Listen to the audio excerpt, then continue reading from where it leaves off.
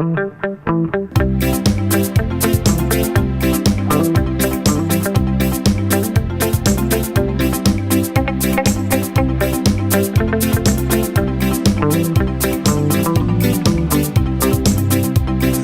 Tonga they say, Malolele. In Fiji they say, Pura Vinaka. In Samoa they say, Talo Falava. In New Zealand they say, Kiora Oe. In Hawaii they say, Aloha Oe. But in America, the happy, happy, happy day. Fia, fia, fia, fia, fia, ma'upe. In Tonga they say, Malolele. In Fiji they say, Pura Vinaka. In Samoa they say, Talo Falava. In New Zealand they say, Kiora Oe. In Hawaii they say, Aloha Oe. But in America, the happy, happy day. Fia, fia, fia, fia, fia, fia, ma'upe. Awe, awe, te vai na Tahiti. Whakalavetara oe, alomi lomi e. Awe, awe, te vai na Tahiti. Whakalavetara oe, alomi lomi e. Tahiti nu, ia te whare aue, taua herea. Mama, ia te uri aue, pea te urua. Aue, aue, aue o ie. Aue la o iau, mama e. Aue la o iau, mama e.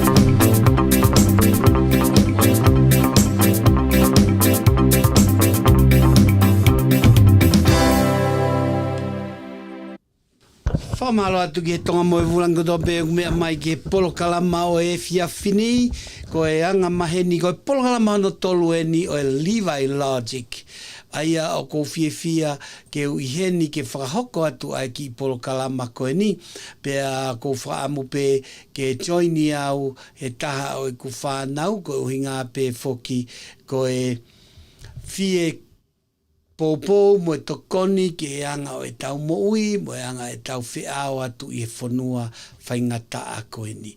E kainga, kai ki utoi whakaloloa, mo mahino pe anga i tau mua, mo ngai mena e whaikia e tala noa. Koutui ko wiko o si, mo wike atu, na mo mauha, tala noa ko ia, ko ulaki polo kalama wike atu, na ulawe ai kau ke hilok. Pe koe ngai koe louni ko ia, pea ko mou ilo pe na e whakaiki ki atu ia, ka pau toi whie mau, whoki ki he polo kalama o e wiki atu. E wiki o si, na u whakahoko a te polo kalama whikau aki mo new build flip, ai a koe langa ko ia ngai whare. Ko hilo ki na mau tesi, aini ko lau, te ke lava pe o whakahoko e louni ko ia, ki o mō ngahi api o ka pau mō whie mau. Aia nā mau tesi a ke māketi, to'o ku api koe ne taimini, o louni ai, o mau ai a hiloki, koe nima kilo, ke whakao ngai, pa ke totongi pe, ai mea koe nā ke whakao ngai, hange beha checkbooka. Koe line of credit ia, ki a te koe, o ka pau te ke whie mau.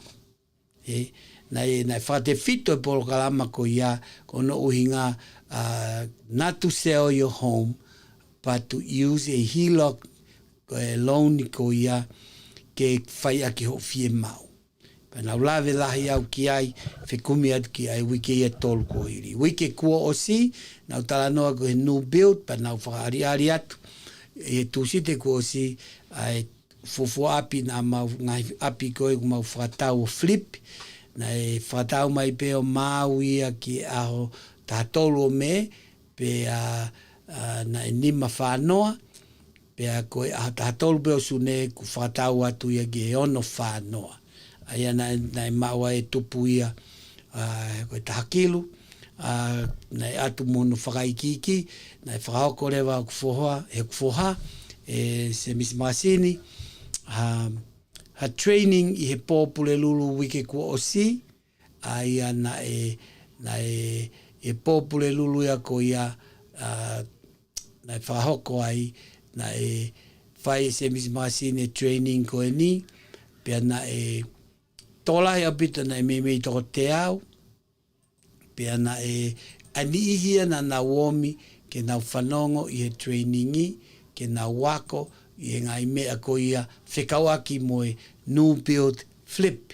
Pena e toko lahi o au ke ahoni o kunau ke I whakaamu ke nau kau mai I he polokalama. I will have my daughter with me soon to answer some of the questions. Mahino foki ko whanau o ku iai toko tolu, o ku nau laiseni e real estate, pe you know, 3 of my kids, and one of them is my daughter Charlotte Afu, Charlotte Mary Esther na whaingoa bege kuongo whae, and in a few minutes I'll ask her to come in to share with us 2 of the main concern whikawaki me kautonga. In the market, she call it the tongue and curse. Ka te mau tānoa kia. Fo I mea ua whaafihia ai o tau kakai. I ta whaaki koe, I taimi koe whinga ke whekumi koe ke whakatau api.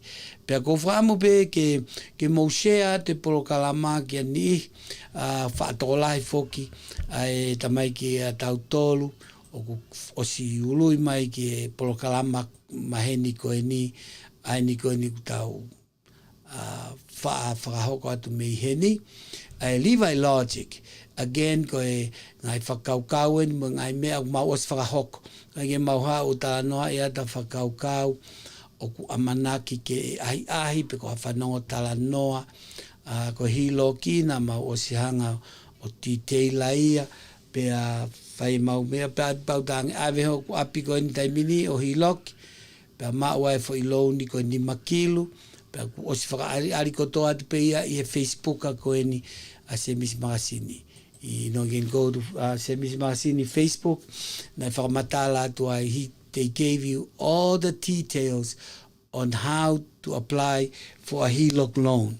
Yeah? Pe ko whaambete mo lava o komiki ai. Pe last week, na whai atu ai talanoa ke new build flip. Mo maheni pe koe anga maheni, koe whakatau e fuapi motua o ngahi o toi whakatau atu, o mau pe tupulelei, kana ai ni foa, ai up for o au pito, o ota ke langa, loka mea kotoa, toki osima e mai na ongo fulu, na mau pe e mau ki mea o tātolu, whakatau atu lewa ia I sune o tātolu, o close atu ai, o mau ai e tahakilu, I te keike whaiha to tongia e urak pei me ni. Pena e fu fie lahi au, fu toko lahi au pito e fie whanongo ke whaunga ngā aue koia. E tauhanga koe o whakaao ngai, ai panke, ke nauhanga, ke maoa te sirini. Whai e whai komitia koe ni wega se ni lahi ai, ki mua koe pa toki hiti koe ke panke, o whataua te apia, o mao e whai tupu taha ki luia, o te ege whai mao e pangea mea ta. Koe kamata eni koe e tau ilo moa koe ngai mea ke tau piti pe whaonga e panke ke tau ngai loni. I he lahi koe e toko lahi nai fie whanongo ki ai, because there was too many that requested to learn how to do the new build flip when they saw the pictures that I showed last week. And you need to go to last week's show. It's called Levi Logic. It's every Tuesday at 7:30.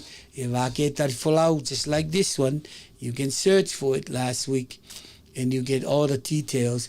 And then my son had, and my kids had a training for those who wanted to learn. Nihigo na nau fi ako fikau aki mo new build flip. So last Wednesday they had it. Almost 100 people filled up the room. They were very happy. Hono vahe atu. A titeila mo ngai whihui. Whikau aki mo whaunga ko ia uhinga pe koe fia tokoni o whai atu mau whamiri. Again, o koe ke uhinga koe ni, ke pe ku mau whewhe, ki mea i ki si koe o ku mau wako, au mau ilo, koe whainea ilo pau. Mau o tesi mau toe hilok, mau tesi mau toe nupi o flip. Mau o si lere pe mo flip no molo, mo ngai mea katoa ko ia tesi e marketina, e asi kotoa atu pe uti te ilae, pe te mo mau pe mo tolu, i programa ia o wikosi. Pe gai e toi take time au ia, ke toi kou ova ia, he kwe mea mau inga ia o weekendi, ke whai kai tala noa ia o weekendi. Aia, the two things that I need to cover this week, I asked my daughter, aia gulai seni pe mo ia i he real estate, ngā we pe mo ku foha, mo nihi ko ia mau tala noa, to come on, ke share atu. So I'm going to ask my daughter, Charlotte, please, if you available, come on so I can share the screen. Ke vahe atu ta two of the many reasons o ku staka i koe a kautonga pe koe whakaamu pe where is yeah, there it is, pa ko whakaamu pe ke humai while I'm waiting for my daughter to come online, koe two of the questions that they ask ki ai uluaki to give me two of the main reasons or the main problems that they find with the Tongan people. Tata te whitu pega tau matakari. O ta tau pea with all Polynesians and all people ke vahe whekau aki pia moia. So I want to welcome, here's my young daughter, my younger of my two daughters, and I'll just have her introduce herself, her name, before we start talking, so that you guys will get to meet her. I just want to thank her for taking time with her busy schedule to join me, wanting to share some of our knowledge that we have learned with you all. So introduce yourself, Lotte, please. Can you hear me? Yes, loud and clear. Okay. Hi, my name is Lotte, or on paper it's Charlotte Afu. I am 34 years old and I'm married with 6 kids. Lotte, you can back up because they can hear you very loud and clear, just so you can. Yeah, so na whahingoa pe tahine ko ni ko Charlotte mere e seta Levi now wafu. Mos ilo be kuongo fae ko mere mo e seta. Aya ku toko ua pe ia ngota mai whiwhine ha ulu ave pe ko sisita ha e seta pe ko whohalahi au e seta ka negai ki a whanau a mele pe pusi a ki rewa mele mo se mis magasini vai keri. So I have 2 moms, Mele and Eseta. Combine the 2 names, Mary Esther, and that is Charlotte's middle name. So Charlotte, Mary Eseta, Levi Yafu now. But Charlotte Afu is what her name is. And can you state one of your many things, just the real estate part, your name and your real estate, and what license do you have, and and your license name or your real estate business name? Can you state that before we start talking, Lotte, please? Yep. My real estate name is Afu Realty. So on Instagram, it's at Afu Realty. On Facebook, it's Charlotte Afu Realty. And I am a licensed realtor in Utah, in the state of Utah. And under the brokerage of Exit Realty, along with my brother, Semisi Makasini, and my sister-in-law, Norma Jean Levi. There you go. So as I said, I have 3 of my kids. They are all licensed. And some of you already have known what Semisi Makasini have done. He's very, very busy at many times. Sometimes Lotte do the screening, and she's just as good. And it's a team when things, they work together. Kako koreat ke kainga. Later on, I'll have Lotte type on your name, Lotte. You can put it on the comments on the bottom here. Your contact information. Ke mautok whetutaki pe ki ai. Ko inga ke ne whakahoko atu hangai fie mau. But I will ask her, because there's a lot of people have come through to our Levi Homes and our Afu Realty, exit to deal with home. Lotte, before I ask you those questions, I see that you closed a deal today. Was it today? Yeah. Can you talk about that? Today. Yeah. Today we closed on a home it's my youngest client, Malimali Fa'eamani. He's 24 years old. And wow. And it was a hard process. But because of, how we grew up with the saying, it takes a village to raise a child.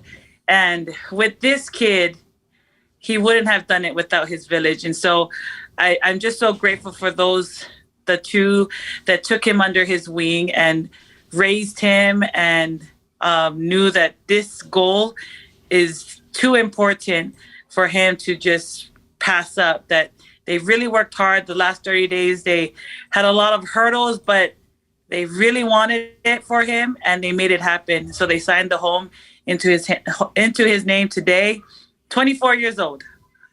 Wow. Can you imagine? Siogiai kakai, ta'uafa, only 24 years old. Of course, the detail Lotte can go through with you. I just use Lotte, even though it's Lotte in Tongan and Charlotte in English. Married to the Afu family. Talk about your in-laws. Mone, Frimone, talk about him, his parents, and of course his grandparents. I think those are important. Will be connected. Ke kakai whanongo, Lotte? Yeah, so Mone comes from his biological dad, Sione Afu, and his mom, Linda Tuyone, maiden last name Mahe. And the one that actually signed today that closed, it was his village that I talk about is Sione Afu, Mone's dad, Sione Afu's little sister.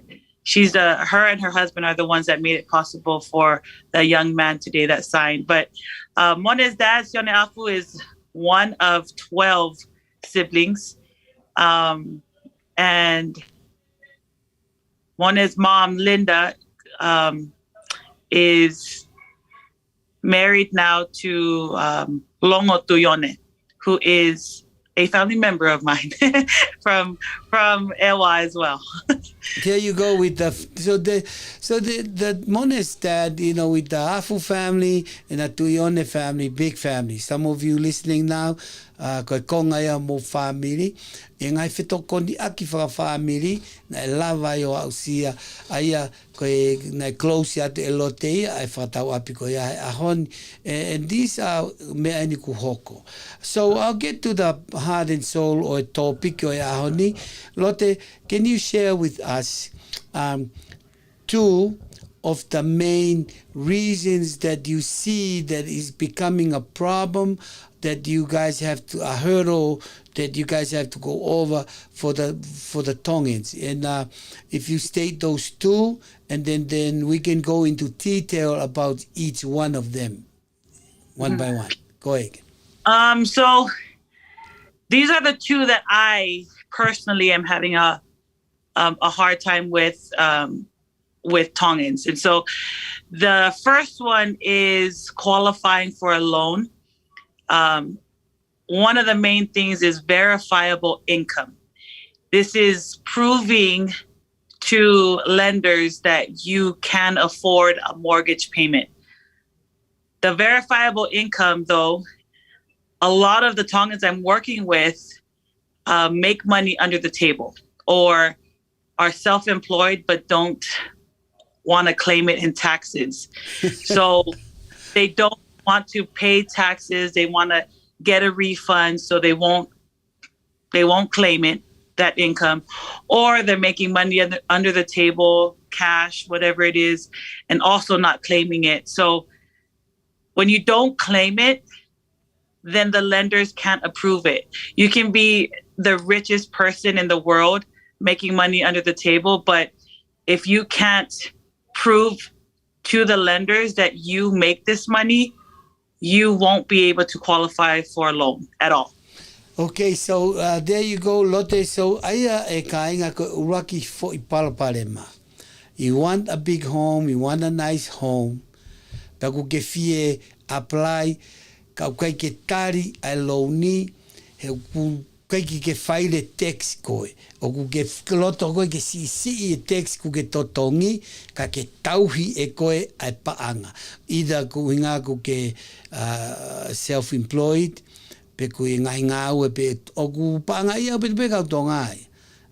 You know, ka ku but I'll talk more to it after, I just want to get Lotte's input and I'll excuse her and I will talk more and more about it at the end. So, hange ko lauga a Lotte, lahi kautonga ia te nau lava nau toro whai e to tongi whakamahina. There's not a problem to do the monthly payment if they got the home, pe kai ngata ai o ku maupaanga au pito pe ia. Ka koe taimi koe to whaile koe tax o koe ke asi kotoa ai ke ilo he panke ho tu umari e o ku ke loto koe ke asi ki mamani ku ke tu utamaki pea ke totongi tax si I pe pea koe tahaya ngai palpalema and Lotte, can you tell me the benefit to add to it of claiming the tax? Some of these Tongans are afraid to pay the tax, but not knowing the benefit of the tax. You already said a few things.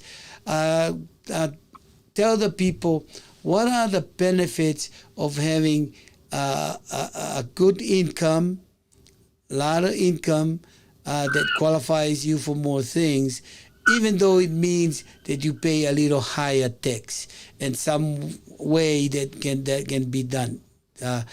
Talk on that, please.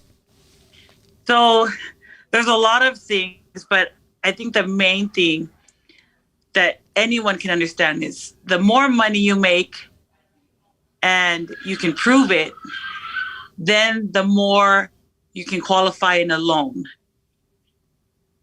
The biggest benefit is that qualifying for a home right now versus renting, you, instead of renting and paying someone else's mortgage, you are making the small sacrifice of paying that tax and instead getting your own mortgage, paying off your own mortgage, building your own equity, building your own foundation of a home, and having that stable future in mind rather than renting, paying someone's mortgage, paying all of these what if in your future and not knowing if the rent is going to go up or you're going to be evicted because they're going to sell your home. Other than that, the main thing that comes from qualifying for a home with verifiable income, file your tax right now, pay the taxes that come with it, qualify for the home, purchase the home, and then the next year after that, then you can go back to writing it off or whatever you want to do with your taxes, but make the sacrifice now, get the home, pay your own mortgage, build your equity, and have a much brighter future than you would if you were renting from now until who knows when you're ready to finally buy a home. Thank you, Lotte.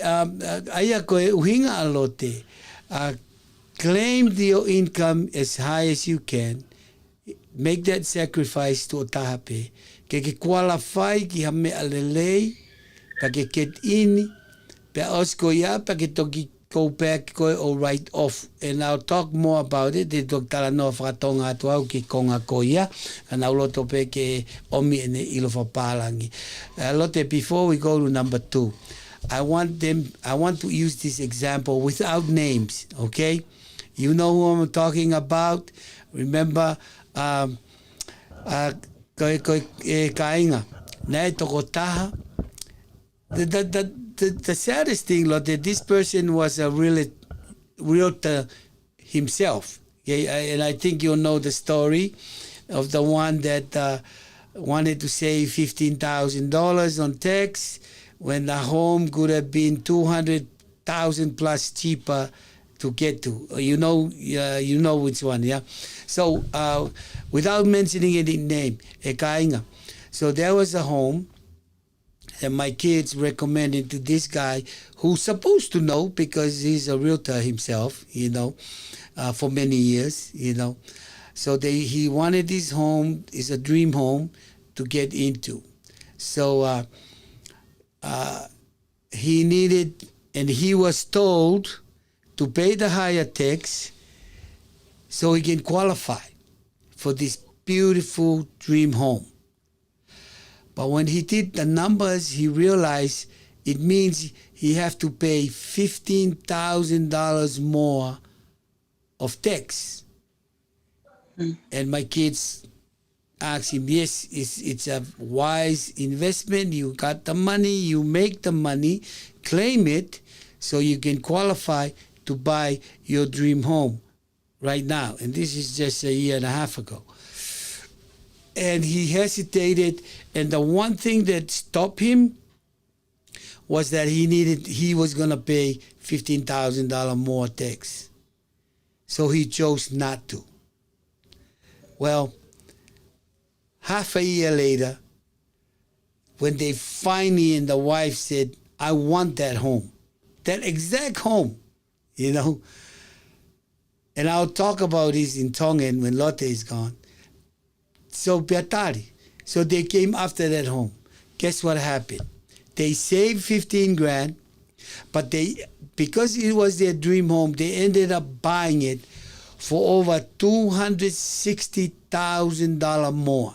The same home, 10 months later, they saved $1,500 only to lose $260,000 plus. Lotte, of course he doesn't want to be reminded of it, but those are the example. If you settle for less, then you only can buy homes that is not your dream homes. Talk about that, Lotte, that concept again before we go to number 2. Yeah, so a lot of things can be learned in this one example. So one concept that we can learn from this example is that time is money, especially in real estate.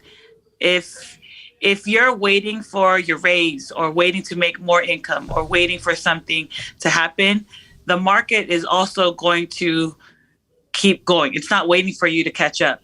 It's going to keep going up. And while it's going up, you think you're making more money, but eventually you're going to lose out on a lot of opportunities. So you want to qualify ASAP, but the more you qualify for, the better, because the market is in a seller's market where the buyer does kind of have to give a little bit.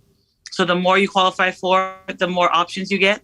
But the smaller the loan, it becomes very small, what options you get to choose from. And so it just depends on what you're looking for. But if you're looking for your first home, don't think dream home. Yeah, you want to start small, because a lot of the people that are getting their dream home, they've already been homeowners. So it's like a stepping stone. So don't be discouraged if you don't qualify for a lot right now. Take it. If you qualify, take it. Let's work with it. Try to get you something in your name, anything, a condo, a townhome, it doesn't matter. You get some kind of real estate in your name, let it build in equity. And then like my dad talked about before, let's work on getting a HELOC and getting another home, a little bit better than your first home. And then we keep doing that until eventually you end up with your dream home. Before we go on, Lotte, talk about the turnout on Wednesday when you guys had that training.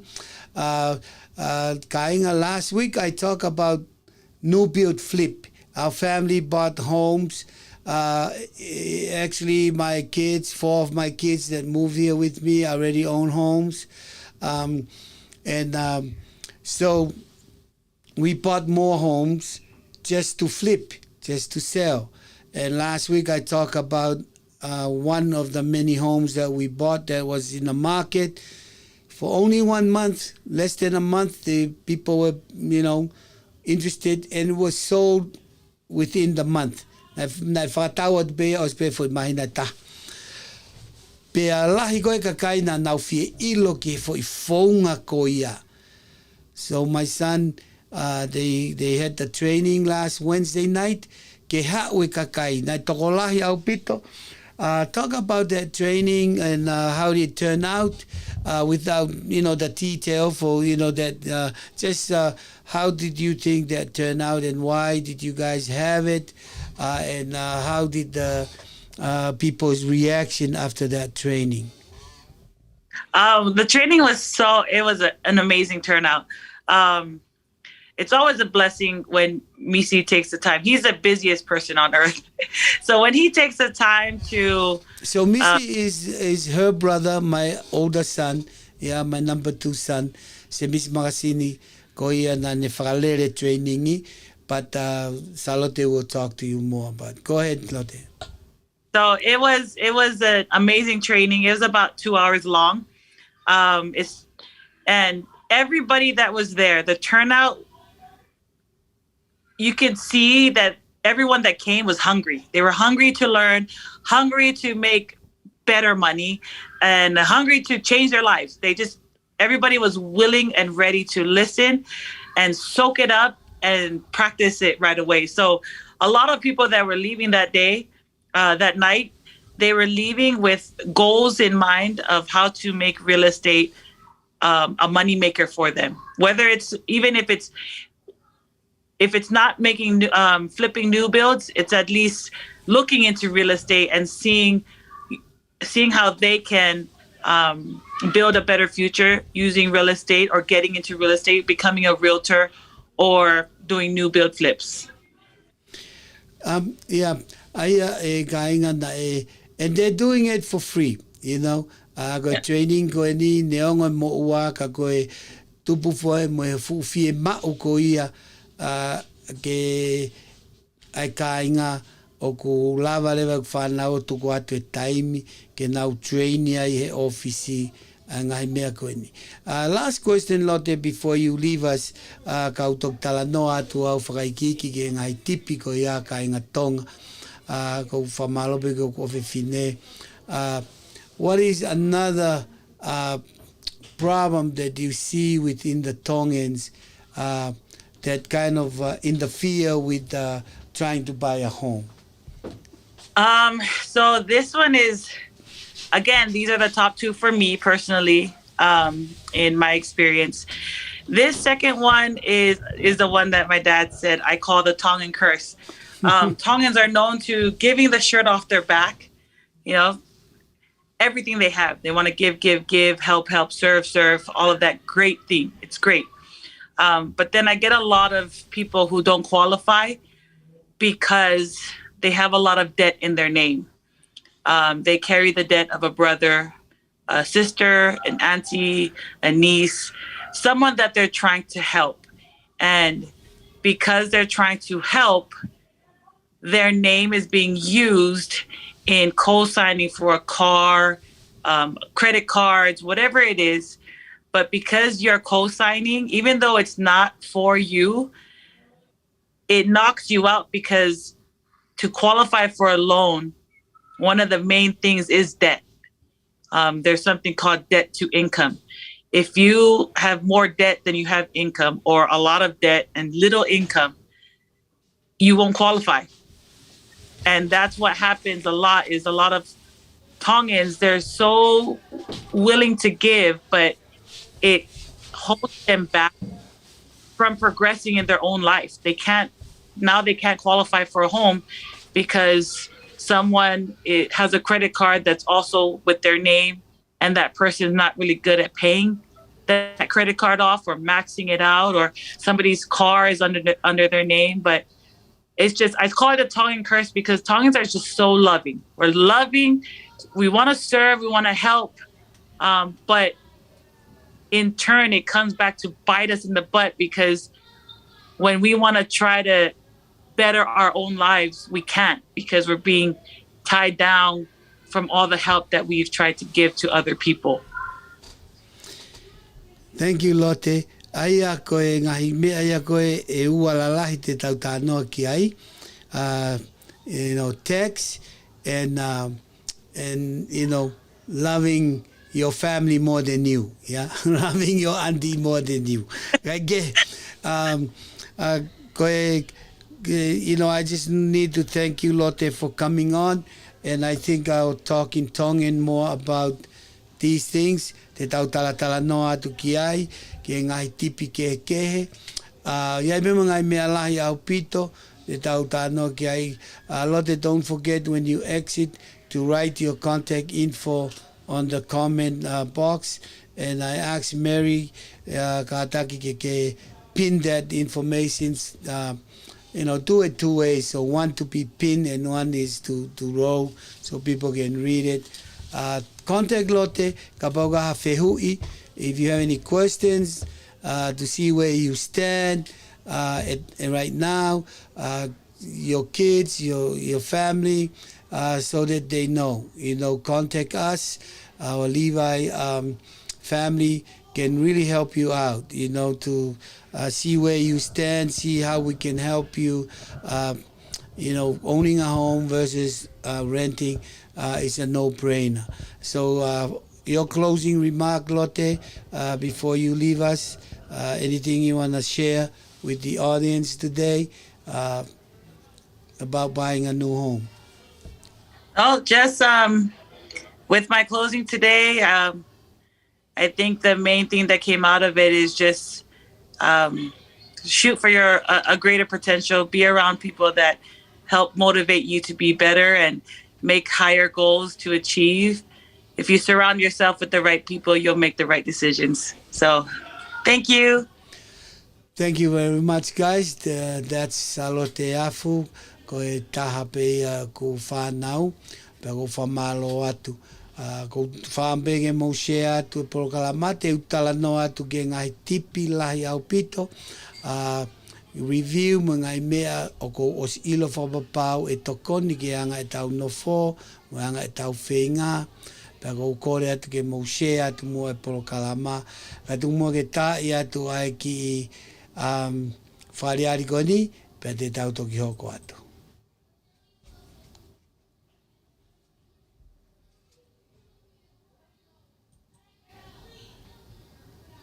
Why is it not?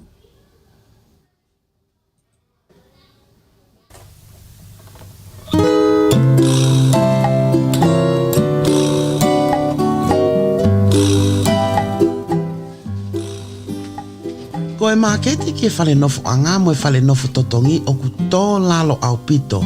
Pea kua to e to o foki, mo e lao nene ta ofi a hono tūri hataha me hano nofo anga.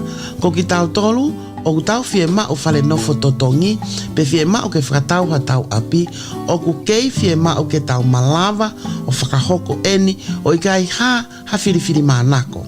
Hange ko e ni, o ka pau ke whaingata ia me COVID-19, pe ko hoa mea whanua kehe, pe koe toko taha koe o ku ke kiri melo melo, o ku ke iai pe aho totonu ki ha whale nofo anga ke fie fie ai. O ka pau lewa au ke lotonga kumi hao whale nofo totongi, pe whakatau hao api, pe au ke o ngoi, o ku kai ke tau a hono tokanga i kina aho fie mau. Pe hange o ku ke o ngoi, o ku iai halau lanu mo whiriwhiri mānako ka hono tokanga i kina koe. O wa te ke tae tokanga ki ai, ta ke whetutaki ki e komsoni ki e totonu e tangata o Washingtoni, i e whika telefoni, taha walu no noa, ua toru tolu, tolu ua whawhitu ke nao toko ni atu. Teke toi whaingata i ange, o ka pau teke whakalongolongo i ai me ani. Pea o ai hoko ai laulanu i e fie mao nofo anga mo fale nofo totongi ke ne uesia koe. Koe fika telefoni, taha, malu no noa, ua tolu tolu, tolu ua whawhitu. Koe ngā aue koe ni o kua atuia I tokoni ai pot ngā aue o kune tokanga I kina e whale nofo anga totongi mo e ngahi whakalakalaka o e ngahi kolo. Koe komsoni o e wahenga o Washington ki e totonu e tangata o ku anau tolu ai ngahi whakamatala o kua atu I he liliu lea koe ni. O kui kai foki ki o mai hanga tonu e he liliu lea koe ni ai tefto I whakakaukau o e pure anga.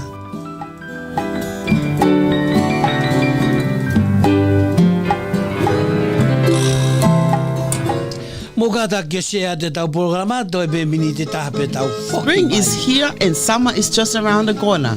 So be social, be boosted. CDC recommends boosters for everyone who's vaccinated and age 12 or older. A booster adds an extra layer of confidence to your social life. Over time, vaccines may become less effective at preventing COVID. Boosters reduce your chances of getting COVID and can double your protection against being hospitalized if you do get it. Need more information? Talk to a health worker. Paid by the U.S. Department of Health and Human Services. O tau whanonga he mea te tau whakawaki mo COVID-19. O kulele yange he tau whawhipaki e COVID-19 he tau hoho maloi. O ku wawe mwhaingo fua ni mawhala ka o ku ikai ki tau tue noa.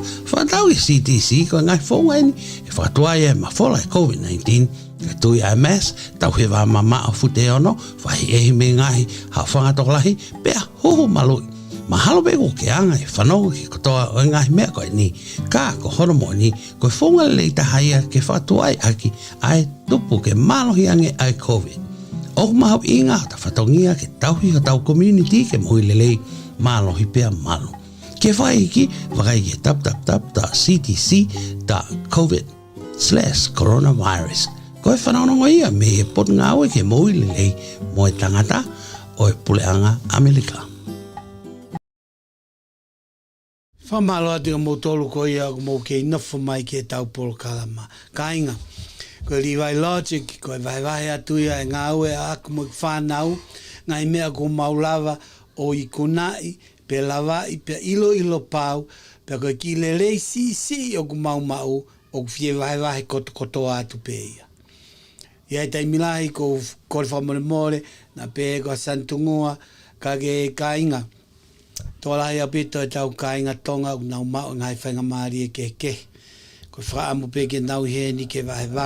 Pa koutui e whai te whakaafi.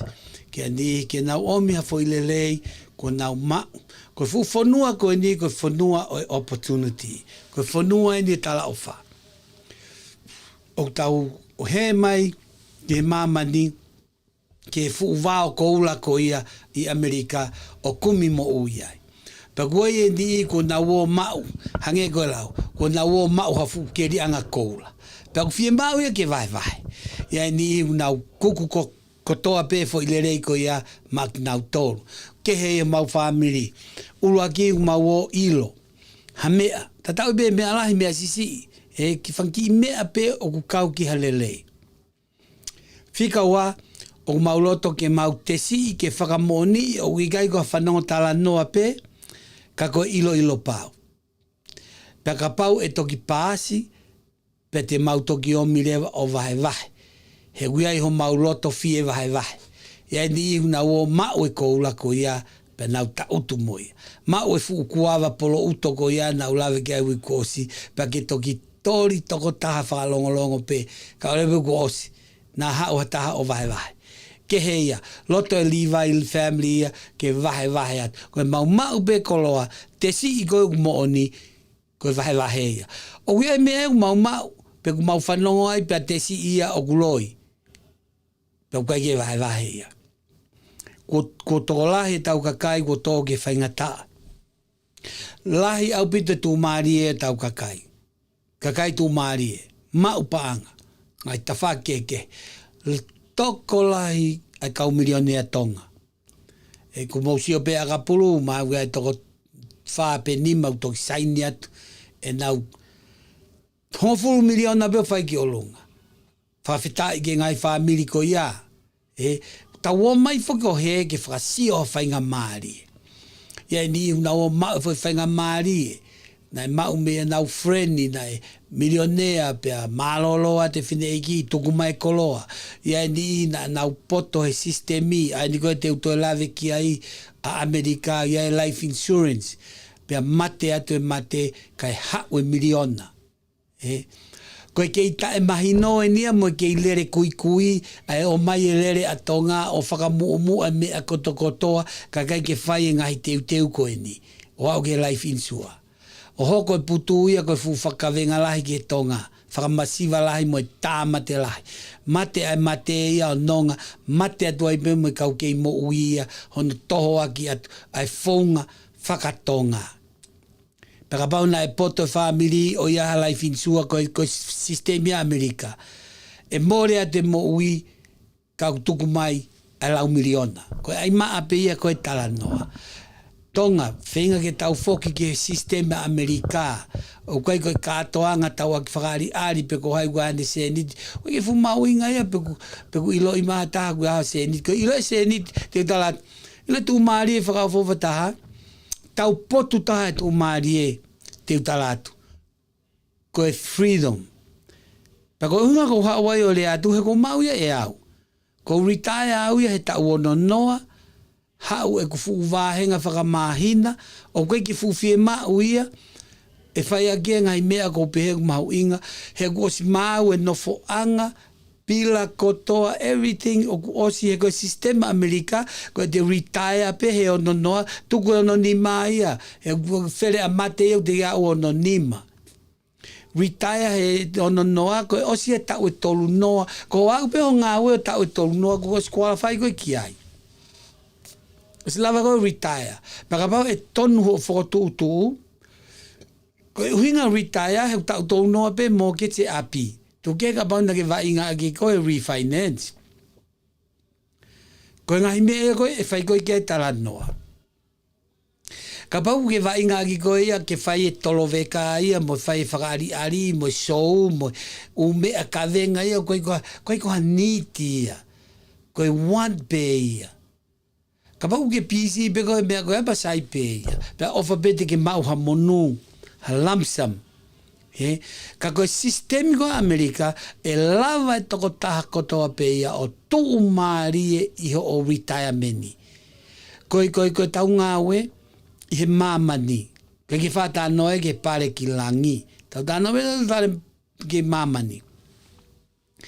O ke ngāwe ke tuu maari e milionea. No. He koe ke maha nonga e mo tawatai nai.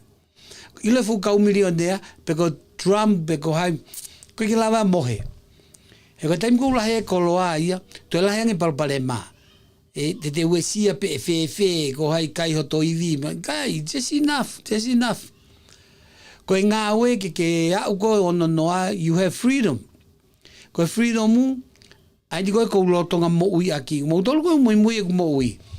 Na matoki tau mai mea ei. Koe aige malo pumpungi Hawaii ka te matoki o he pule lulu ka hau. Pe koe tua pule lulu. O mawholau pe maua ia whakawike ua. I he anga maloto feitu te maru ke egu ma retire. Ma mo he whaiteria, a ke whaiteria, kai e mea uwhi mau kai, koe ki hapi lai ke totongi. He ku osi e te retirementi, koe te totongi api koe Amerika tau pe tau noa. Ai mo ke ti api.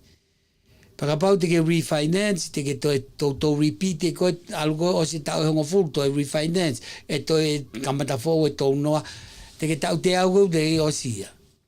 Ko sistemi kou whenga tu ke hori whakatatau moho iwi, ke au tau ono noa, koe ke te whanga ue, koe ke ato e pila ia.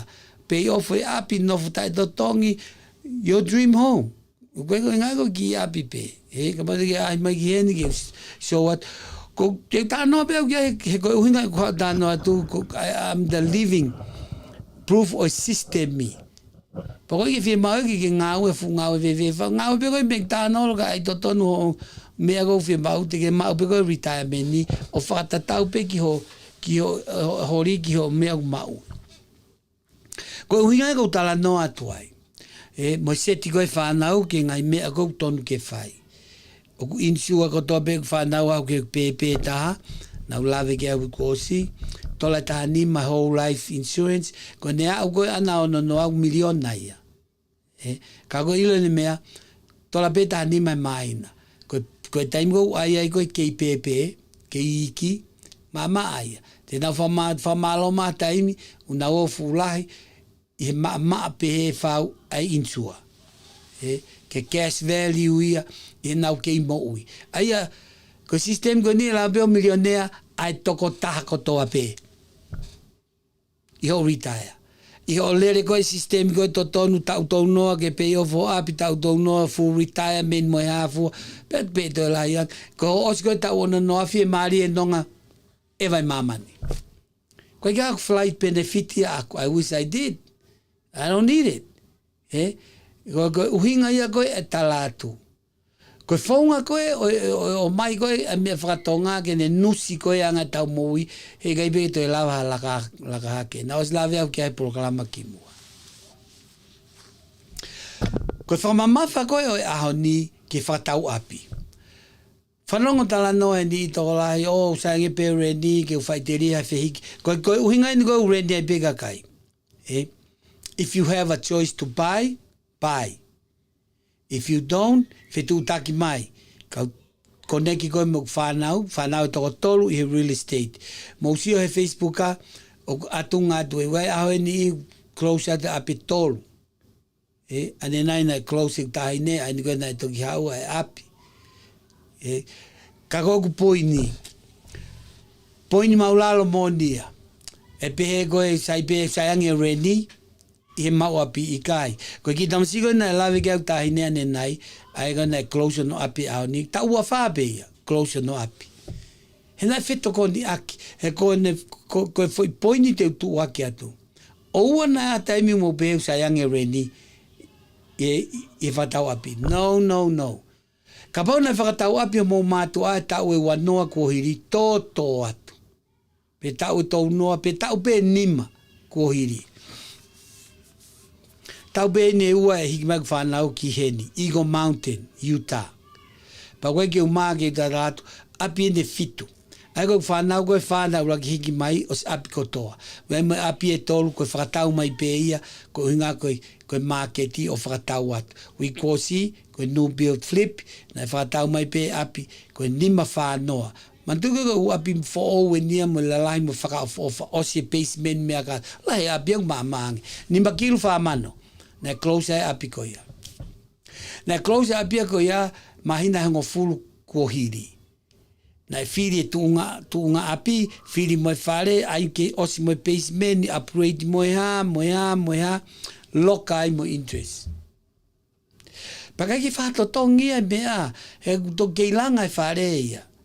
Na toki osi pe whare i me, close i atatolo me, mai e ki e whare, te kai koe ke totongi uraki peimeni. Toki peimeni ke tsoro ki usiulai a uraki. Whakatau e apia i a tātolu o sune.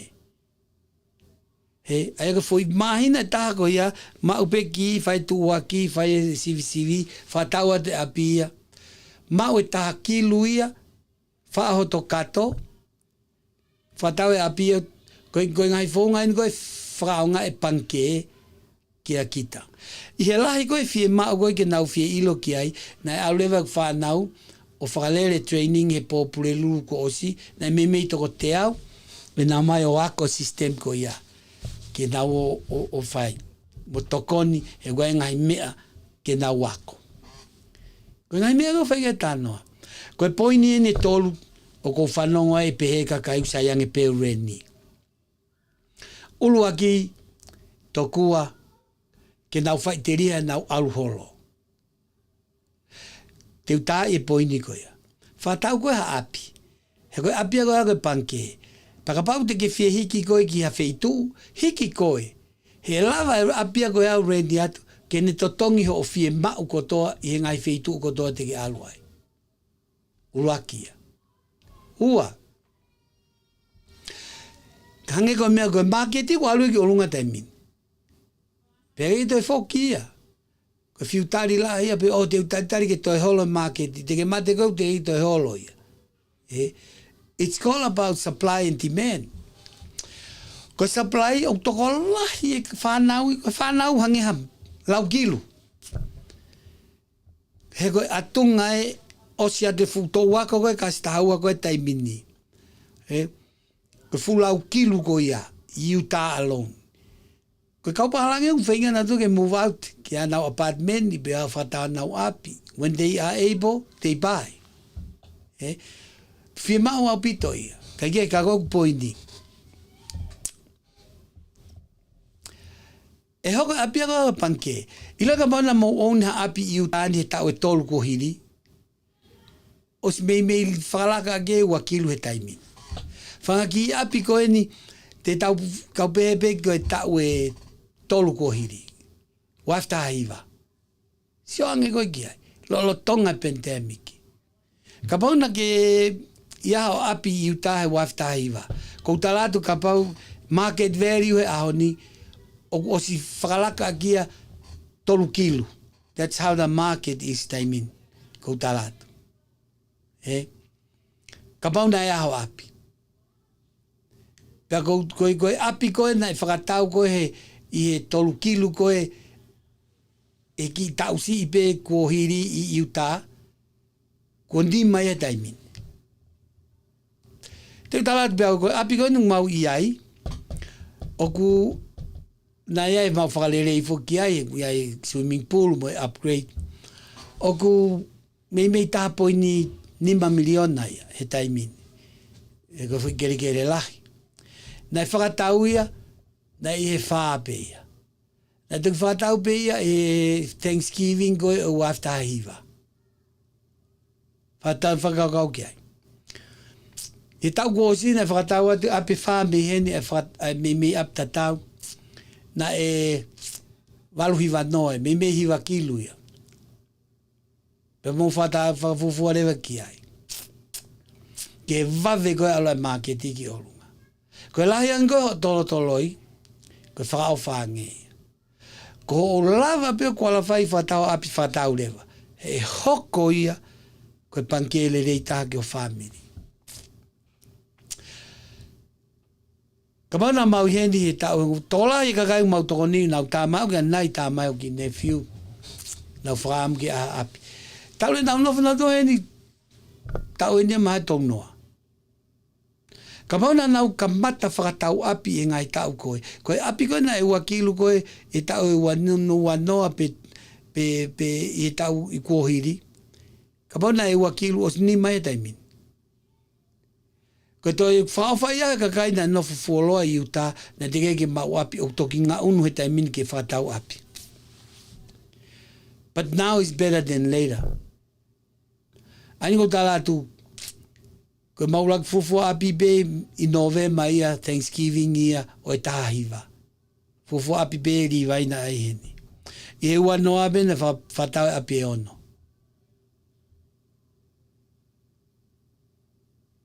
Api e wha. Ko e ua tahana e toki tahana ki atu ki ai. O fitu kātoa e taimina. Au ko whatau atu e taha. E a taha tolu koe mai nani. Au toi ono. Ko e ono e koe ako e ua ia ko e. E koe taha e whatau atu ia. E the end of the month. E tua ki atu ia. Ka koe ku poini. Ko e foi ke uveteki ate foi aitia koe. Ke saiange reni. I whatau api. Matuka ho reni au te min, na e kaumea, na e toki ohoholo kumiha api. Ka nau ki i reni, na e talamai, na e, man, I hope I get my number correct. Na apartment koe, na e ai, hange kau, na e hiva ni manoa, ia hiva ni manoa, hiva ngiau ni manoa. I Provo ia, ore mahalo. Ko hilo ki ua. Hivangiau ni manoa mahina. Pea i fope na nofu reni. Just last month, hiki pe ma hivangiau ni manoa o tahafe valunge au. Fatonga iangi. Mei ta polo ia. Koe, pea koe na woma elewa kumifare, kumiloki. Koe alu koe a reniki o lunga, hege ke pure i e koe. Pa koe paanga koe ku ke totongi koe whamahi, nā koe alu ia alu au pito. Pana ke tātā koe hao api, koe saiange ia. Ka pau o ku ke whaingata ia. Contact mai ke whanau, contact mai ka au, ka wanga o atu. Mo kumi me mo tolu ke Facebook a kufoha, ke ngai ngā ue kune whahoko, pe mo ku ofe fine, anina ere atu, te naunawa ngā ue whakata, o tokoni i koe. Koe uraki stepu, tāpe koe find out where you are. Even ka pau ke ongoi, o kaiki ke saife unga o crediti au, pe koe haa tunga mahinga, whatever. Hange koe mena lawe kia ko ofe fine ane nai. It take a village to raise a child. Pe koe tau mea whakatonga ia. Te tau lava whetokoni aki. E lava e whanau o sio ki ho tuunga koe current status koe taimini. Pe lava ke o atu, ai mea koe uwhie mau ke au ki ai. Clean up e crediti, lava whae whetokoni aki ai, mea ke ai. Mo ai e ha, mo ai income ki olunga, ke kousaini, mo e ha, mo e ha. Koe ngai mea ia koe, ke whai ai tala noa ai whakaukau ke kumiha api. You have to. Hei kai te ke nofo ai pe koe whawharala e taimia, osi kotoa e kau renia no turi ki toa. Te ke pōpula koe he kumiholoha api ke nofo ai a koe mo whanau. Ka mata rewa ngā ue ia ke kumiha api. Pa ke whai te riha ki ai. Pe koe whuke mea ui koe consolidation living, pe mo independent living. Koe langa whanua koe a whamiri, kua paupe ke kamata ia he consolidation living. Pau ke hafo i api taha e pau e taha. Ka pau e oi ka api reni o whotu utu atu ki ai maha e tūri ia. Maha e tūri he ouna. Ka pau te ke alatu ki hao api tonu, te ke kātaki i angi. Koe ui ngā whoki, ke ki i pine i ka tānaki ha sēniti. Koe anga ia koe whetokoni aki. Nā maunofo i Hawaii, na hiki ma whae tangata ki Hawaii he ono nima. Ka mata he ono ua hiki mai ulu ave. Koe whae tangata, ka whae tangata. Tau hau kei tau hongo fulu i e whitnoa. I e whitu wha, me i osi mai, ai whangatehina koe o whae tangata. Solomone ulu ave. Aina hawa taweri ulu ave, sori ngā horo ulu ave, hiki fō ulu ave, sailosi ulu ave. Hau kotoa ki Hawaii. Mau novo pe fu api tahe moana suri. Fu api lahi pe ia. Ka mau. Koe consolidation living ia. Hawaii moe ankolo, ko penfinau, ko hiva, takafua. Ngā ue kotoa pe PCC. Ko fitu walu, os whatau api heki fōu, la ie whatau api taueri i haula, leida whatau i Provo, whatau api atua ngā holo i Maui, ai ka mata koe ke movete o takitaha nofo rewa, ko independent living ia.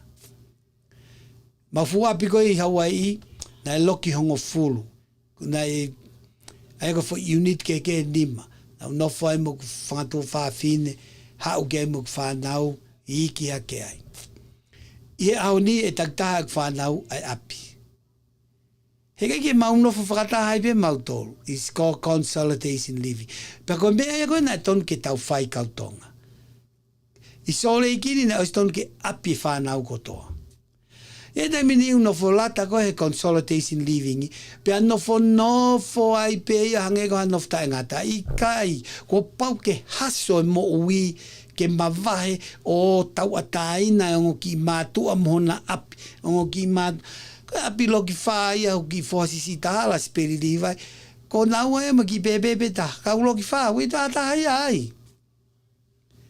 he kuna tau atai na whakawhi mai ni ki ai, pakapau, koe ke whierenia ke te pōpula ki ai, you have the space. Koe tahine, ulo ki whāmoia ki toko ua pe toko tolu ena ki whanau. Tahine tahau toko onoia, ka ulo ki ono nau apia nau tolu. Koe ku poini, Ko mawhare koe a aku mo fusi ko loki e wha. Ko square foot e tolu afe. Fu vale matoko ua be maua. Ka koe ku poini. Ko pau ke auti. Ki he fie maari e. He kulava pe ia. Ko tau ngā ue ia ke tau whakalakalaka pehe. Ko pau pe ke tau fua ki whakapoto-poto. Ko pau pe ke tau kātoanga whakapoto-poto ka inga tonga. O ai e mari ia ke au ki tu whaiteria pe mautolu ka ko ku poini. Some people ko uhinga unau ke i pehe ai ko whai kātoanga. Mari whai aho graduation ai pe ke no. Si o koe ke fie mari e. Ho family ia taimi. Ko tala noa koe ni nau live through the system a Amerika. Kai koa fuwahea na elai ko au nau retire whai ako fika ka huku high school tau e tolu. Koe koa fu ngā wea na e wahelelei fe. Ka nau live au within my means. Kai ke uhori au ke over e mea nau mau. Ko self-reliance o ku te ako ai. Live within your means. Fasisi i pe horia. Pa tuku e aia ke asiki tu au pe ego tamatu umari e kita koutalatu ke lahiange ko whenga ke asitu umari e. Lahiange lau i koe kakai. E koe ke puri hata hai hata. He koe ke siofi maia na ke li e fiha he pe you know. O nau siofi ho lifestyle. Ho nofo anga. Moho mea o ku whai. Koe ke puri ia. Where a kautonga ia. O nau tō maari e ange nau tō ia te au. Ko heni pe a kuia ke vai ai lue mā maari e he sistemi. Ka ke katau koe ha monu good for you. Malo. E koe kautonga ni au laungi au. Ko millionaire. I ngai i he sipoti pe koe ngai monu o nau o au ki ai. Pea whaka o whai. Ka koe mea koe kou tānoa i au. E fiti pe ia to everyone. Ta tau e pe koe haki i ngau. Ko whakaonga e pe, ka pau e ngau e pe koe McDonald. Patseti i pe koe ia. Pea ke lue pe koe he sistemi. He te ke au pe koe mau a freedom koe he tau ono no. Ka pau ka hata hai au tau ono noa ki o lunga o ke ngau e. I'm really totally against that. Whakaofa i a tau ia koe.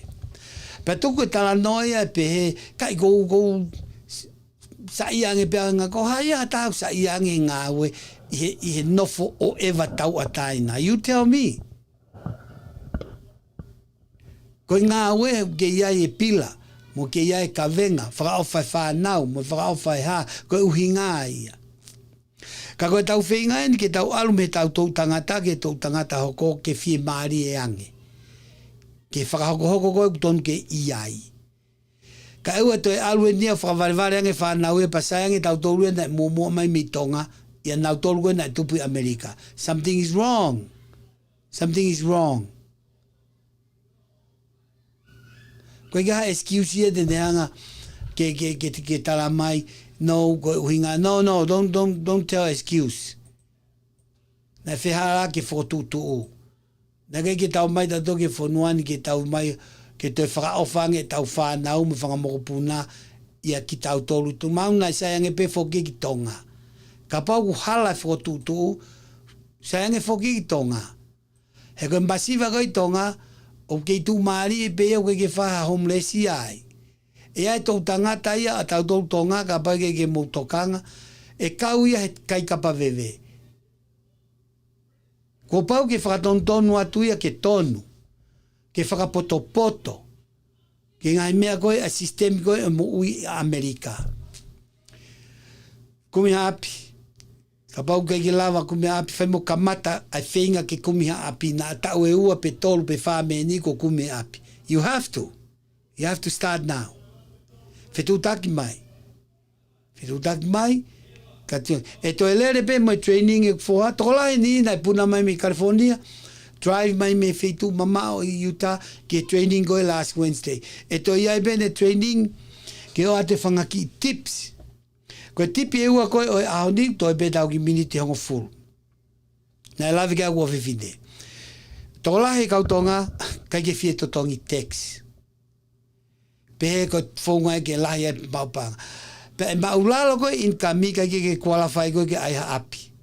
Especially a api o kuoriori mo saisai mo lahi whiunga. Sacrifice o totongi me au tonu ke totongi. Even if you want to do more, he anga whanau o atu. Ko text bracket e ke totongi, ka ke qualify ke api o kulerei mo whakaofofa, tō tahape. I ho ini koi ki ai, pa ke toki alu lewa o write off ho u text ke sisi ho totongi. He kuai ke toi fie mao. Taha i e palo parema. Nau show atu ane nai foki o toi whanongo heni i e foi case koe tama na e hau fie mau e no dream home. O sei pa no api sai au pito pe na mau panga le rei pehe koe kau self-employed.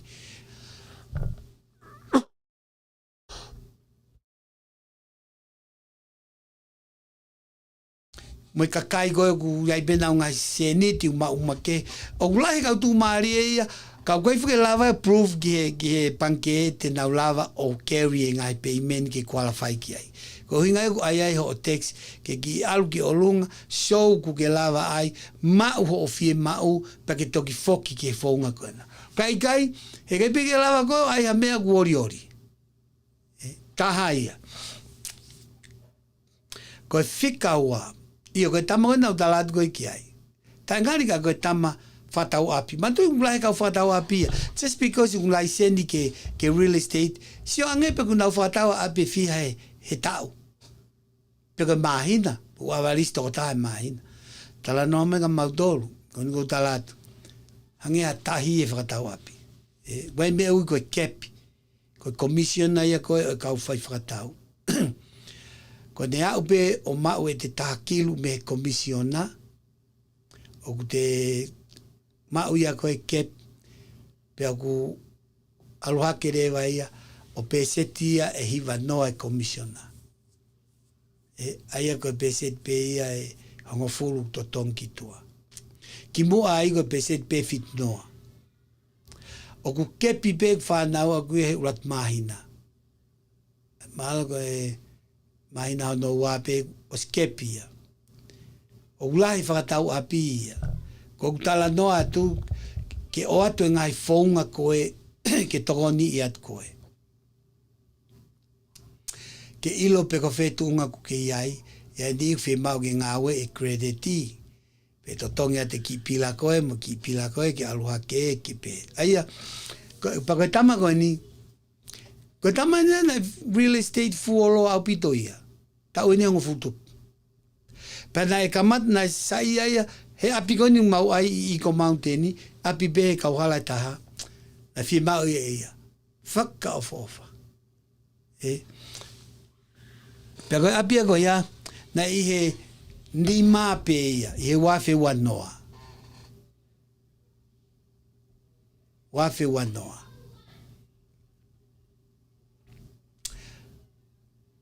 ka e fie mau e ne text ana ke ki hiki hake ki he levolo ke claimi. Ma tu ke taimu di self-employed ai te la piki ta increase the income. Pa te te wakaiwa masi ia ka pau alu ki ai e totongi e ia tahamano ni mafe. E text. Pa talama ia ka ke kufoha saipe ia. Mamafa to tahani manoa ia. Pea sai be bagai ke whai. Koe ua noa. I he ua taha, i he sio koe ki ngai mea success koe nai hoko ki mau ki family, ngai mea hoko. He nai mau pena se niti anau, se niti lele.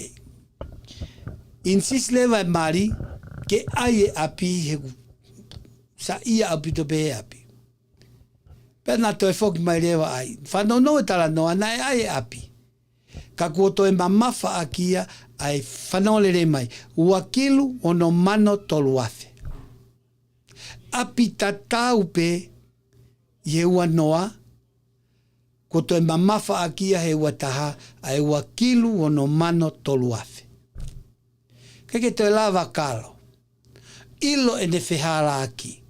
Na e hao e taha mano ni maafe. Kai totongi e ua kilu o no mano tolu afe. O ku fuloto la vea au pito toko taha koia. Kai whakaita taimia ki te whawhirifiri.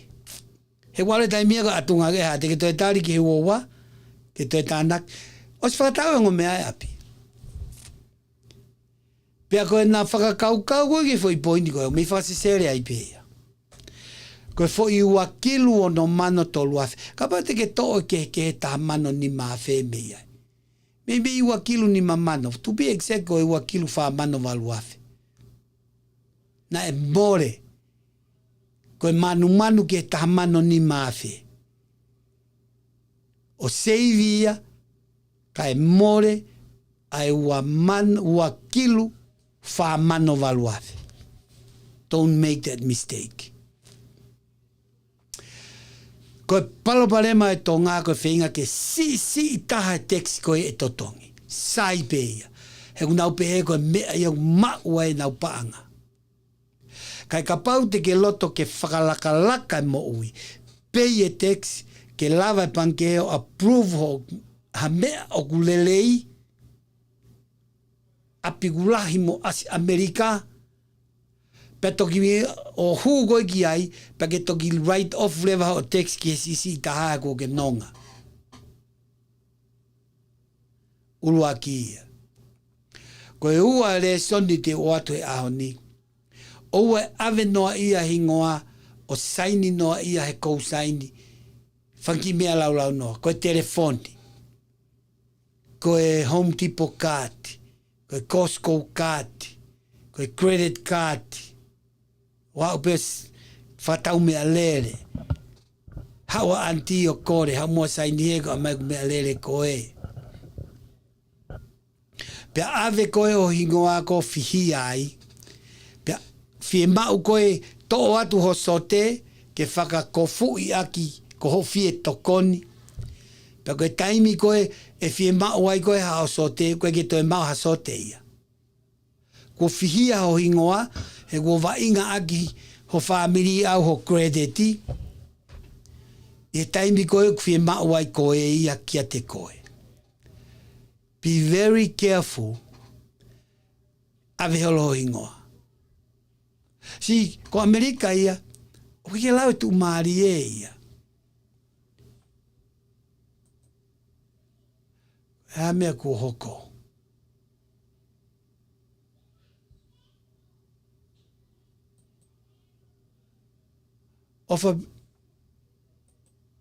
Ofa be ko toi mo ui atu.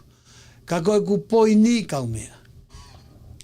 Nā ke ofa ange koe o whamiria ki mea laulau noa. Mea koe ki fumau inga ia te koe. Ko ia kou kore atu ai koe kia ki mautolu. Mo ui whakapotopoto. He koe tuene te mini. O koe fuwhie mau e pe uaha o panke au ia ku tolu kilu. Koe ke kau koe tu maari e ka pau kovi ho credit. He kei ki lawa koe mo tolu kilu koe ia alu whakatau kesi mai aki hao api i he ono kilu. Ka pau ko ki panke au ia ku nima mano pe ia. Pe si hifo. Ka ku sai ho credit. Te ke lawa koe whakatau ha api o taha miliona. Your credit is more important. Ilo e sou koe pa angalai, ku li pa angalai, moia, koe ki kau e lau. Koe ki kau e lau i Amerika. Si ofi ho toenga mo ui, si pinga mo ui lifestyle, pa o mea nau lawe ki ai. Ka pau koe ki hao api au, mo whanau, ku ki kau koe he kei kaka mo unga. It's not a true asset of what you have. Whengai hano fuanga ke malu, he ka tala noa ia koe, e ka kai koe tu maari e mo whakapoto poto. E ka kai aku nusi e cash u tolo takai every day monofo rendi pe ia. Whakao whaia. Whakao whao pito ia. Ko poupou atu ki ngā we ke tau whakapoto i anga e tau whakapoto i tau seniti. Whaka atataho crediti ke lava o independent living ho family mo hako. O wengi ngata pia tau tō. Ko hae aonga e tau noflerei, pe hae whanau ia toi whakao whanga. Mantung ton ke toi lakange whanau ia. You do your own evaluation. Ko e kukui me niua, ko tamai na tu ia tunga maalungangi he kui, ko aloha ke aweni i he whilarau tamai o tu he tunga o toi saiangi, pa ko ulo tonga whilarau, neu whilarau, pa ko aloha ke whanau te nau lakasi au. Ko sio whine whakamopuna ke nau toi lakasi mauto. Pa ko anga ia tau moui.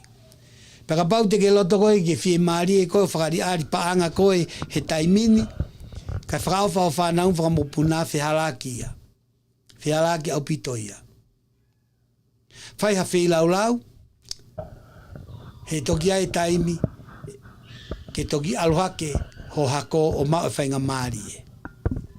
Ko ia ai ka inga tonga ko ofatu, more ke mamao hak behe ko saiange te ki moutolu, ka kou talatu ko fufi e maari e taimini, e ko retire, pena e tonu e whakotutu, ko ewa whaiteria e mamani, ma be ki mea whiunga, ke u kai whaiteria e ako toa be, mo ewa ke wheitu ko fi ewa ki ai, ka orewa ko mate.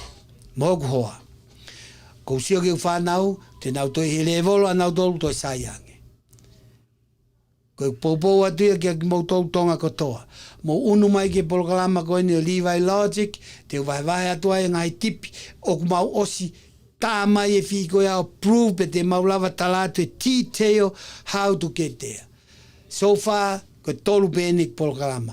Ulak polokalama ko HELOC loan, na maos tesi, mai ni makilu, lotonga tautu ia ki hawhaiteria, ko habese niti ka ke whaonga e tahamano, te ki totongi pe, interest only pe, tau e tahanima, ki ki tahamano ko ia. Ko ne pei atu pe ko totongi o si, to e whoki pe ho hange ha sek puka mo e pālansi ko ni makilu. Ha pe mea ku ke whi mau, to i sek pe. I loi ka pau te mau whakaonga, i katoa ni makilu, ta hawhi wange au pe pe meni he mahina. Siange sisi, for 15 years. Ko ngai mea koe o whi mau. Pa koe ke o mai ke whakaongai, o mai pe koe malui, ha whi mau. E ko ngai leleia koe o mauloto e vai atu. Ko e wiki kua si, na tala noa ke flip new build, na mau whatau mai api, ma ina pe taha whatau atu mau e taha kilu. Te kei ke whatotong pe mene taha. Kakai koe na whi ilo kia ina, whai training last Wednesday, ma na toi ai pia taimi, ta mai whanau, toi wha training ta tau. Toko lahe ni ina nau misi ia. Aho ni ko ki taimi o talat, te mau whokpeke Facebooka, Facebooka na utamsi, lau e ngai mea koe ni whai kia tala noa, Whitu tak mai kia te au, ke whahoko koneki ko mautoro ke mau ke whanau, ke ilo whitu ke tuuai, ko hao whakaamu ke toko niat, mantui ko whanau na e train ni atu e whoha toko lahi, ki he trading koe online, na e trade pe i ai, ma e fusilin lahi, ai ake mau ngai whie mau. He can do it both, kau taimi lahi, ne ai ki he, taimieu whainga maarea, alo tau tu he trading room, katoa be whanau, ko mau vai mau tol ko mau ko mea ko mau talatu ke hiloki o stohi at be Facebook a detaila kotoa how to go to the bank and do it. Ka fie maa to kon tamai. Ko lere ko e new build o strain kotoa ka kaina fi hiloki ai fie au pite last Wednesday. Ko e au nina tamai kwa whanau tala noa ke foi mea e ua o kwhainga taa ia tahai e tonga. A sisi i koe a whenga koe ke sisi e to tong text pea moe ave noa koe hingoa e kousaini e whanki mea noa ia. Ko whakatonga e ko o se taimi ia, ko atunga pe ia a ifo koe tala noa te ungata ahead. Next week tune in, ko au siwa klivai me Eagle Mountain, Utah. O fatu, malo apito.